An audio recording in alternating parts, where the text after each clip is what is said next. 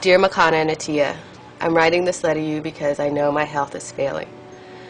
As I think about giving up this body, I think about all the things I would say to each of you.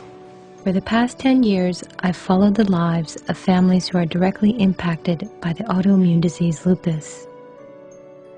In the first two documentary films, Stories of Lupus and For Life, we explored a deeper understanding of what lupus is and how people live with a chronic illness.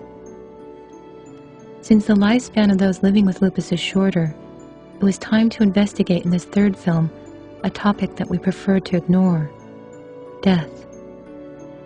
If we knew that each day of our life may be our last, would we choose to live it differently? And how do we prepare to die peacefully? Having lupus myself, these questions lingered in my mind.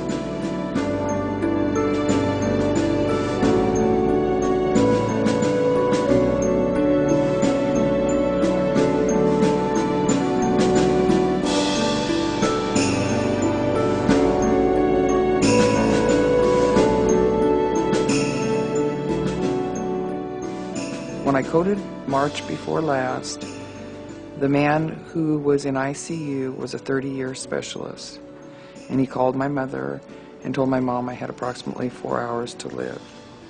And when I came to 4 days later, he cried to her and apologized because he had never ever made that mistake of telling somebody that their kid was going to die, and I pulled through. They never expected me to pull through.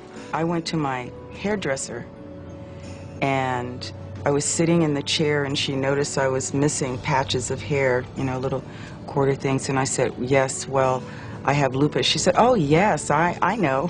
I know about that. My sister died from lupus, and my mother died from lupus, and it was so matter of fact, I couldn't believe it. It was astonishing. At one point in time, I overheard a nurse saying that I can't believe he's alive. They had thought I was out of the room. I mean, they thought I was out unconscious when they said it, and I heard two nurses talking. And really at that point, I became determined to live.